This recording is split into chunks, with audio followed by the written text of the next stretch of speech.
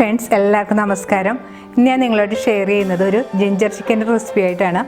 വളരെ ഈസി ആയിട്ട് ഒരു റെസ്റ്റോറൻറ്റ് സ്റ്റൈലാണ് ഞാൻ ചെയ്തെടുക്കുന്നത്.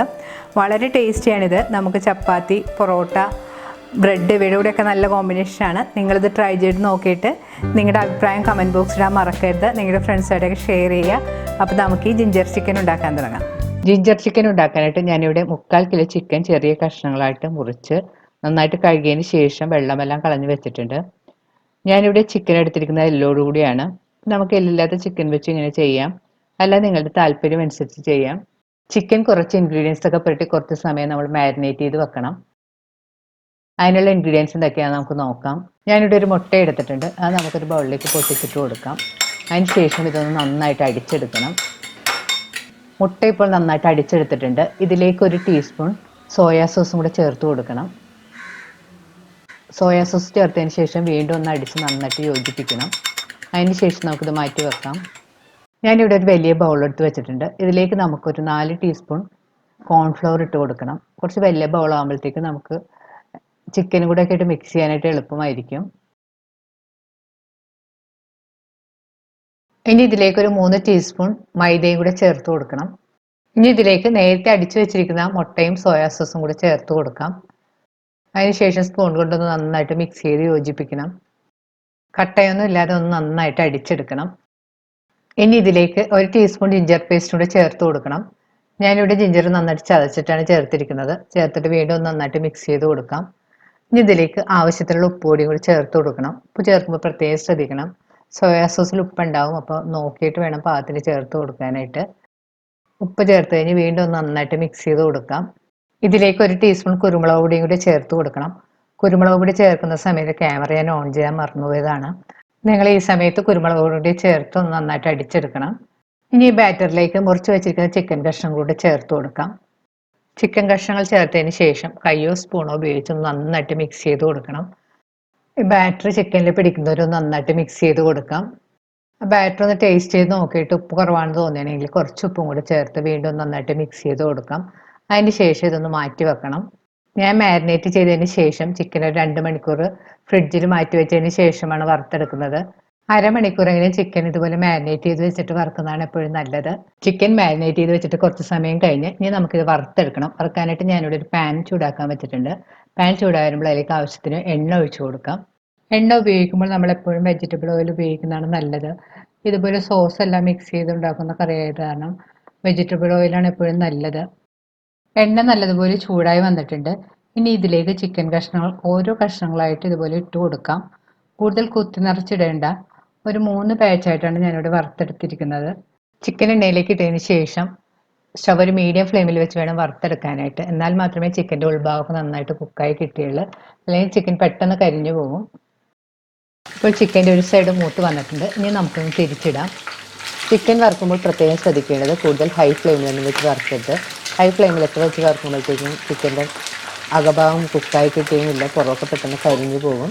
മീഡിയം ഫ്ലെയിമിൽ തന്നെ വെച്ച് തിരിച്ച് മറിച്ചും ഇട്ടിട്ട് വറുത്തെടുക്കുക. അപ്പോൾ ചിക്കൻ നല്ല സോഫ്റ്റ് ആയിട്ട് നമുക്ക് വറുത്തെടുക്കാൻ പറ്റും. പുറമൊക്കെ ഒരു ബ്രൗൺ കളറാവുന്നവരെ ഒന്ന് വറുത്തെടുത്താൽ മതി. ഇപ്പോൾ ചിക്കൻ്റെ 2 സൈഡും മൂത്ത് നല്ല പാകമായി വന്നിട്ടുണ്ട്. ഇനി നമുക്ക് കോരി മാറ്റാം. ഇതിപ്പോൾ ഒരു ചെറിയ ബ്രൗൺ കളറായാൽ മതി. ഇനി ബാക്കിയുള്ള ചിക്കൻ നമുക്ക് ഇതുപോലെ തന്നെ വറുത്തെടുക്കാം.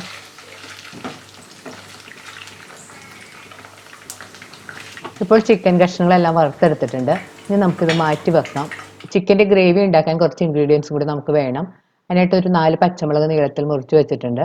ഒരു സവാള ചെറുതായിട്ട് മുറിച്ചത്, 1 ടേബിൾ സ്പൂൺ ഇഞ്ചി ഇതുപോലെ ചെറുതായിട്ട് അരിഞ്ഞത്, 2 വെളുത്തുള്ളി ഓപ്ഷനിലാണ്, നിങ്ങൾക്ക് ഇഷ്ടമുണ്ടെങ്കിൽ മതി. ജിഞ്ചർ ചിക്കൻ ആയതുകൊണ്ട് നമ്മൾ ജിഞ്ചറാണ് ഇതിലധികം ഉപയോഗിക്കുന്നത്.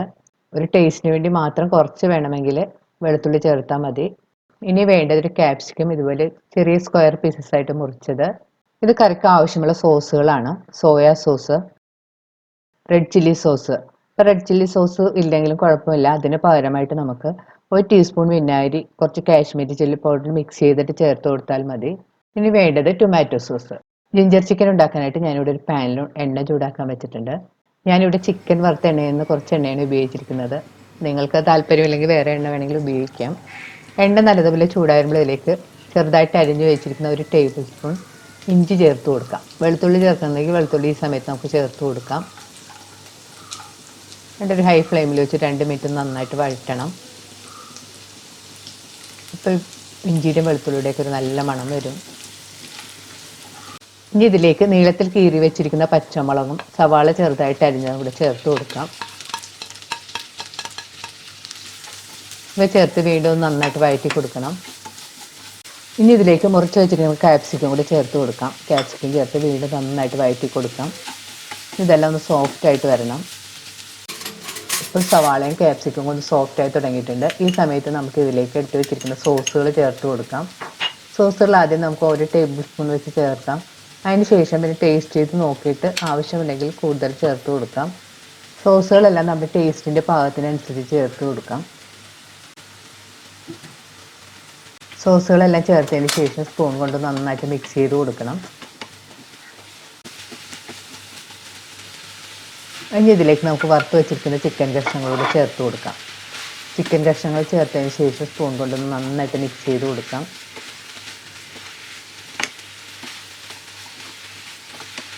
ഇനി ഇതിൽ നിന്ന് ഒരു പീസ് ചിക്കൻ എടുത്ത് ടേസ്റ്റ് ചെയ്ത് നോക്കാം. സോസൊക്കെ ഇത്തിരി കുറവാണ്. ഞാൻ വീണ്ടും കുറച്ച് സോസും കൂടി ചേർത്ത് കൊടുക്കുന്നുണ്ട്. ടേസ്റ്റ് ചെയ്ത് നോക്കിയിട്ട് നിങ്ങളുടെ പാകത്തിനനുസരിച്ച് സോസ് എല്ലാം ചേർത്ത് കൊടുക്കുക. ഞാൻ ആദ്യം 1 ടേബിൾ സ്പൂൺ സോസുകളാണ് ചേർത്തിരുന്നത്. വീണ്ടും 1 ടേബിൾ സ്പൂൺ സോസും കൂടി ചേർത്ത് കൊടുത്തിട്ടുണ്ട്. അപ്പോൾ നിങ്ങൾ ടേസ്റ്റ് ചെയ്ത് നോക്കിയിട്ട് നിങ്ങളുടെ പാകത്തിനനുസരിച്ചുള്ള സോസ് എല്ലാം ചേർത്ത് കൊടുക്കണം.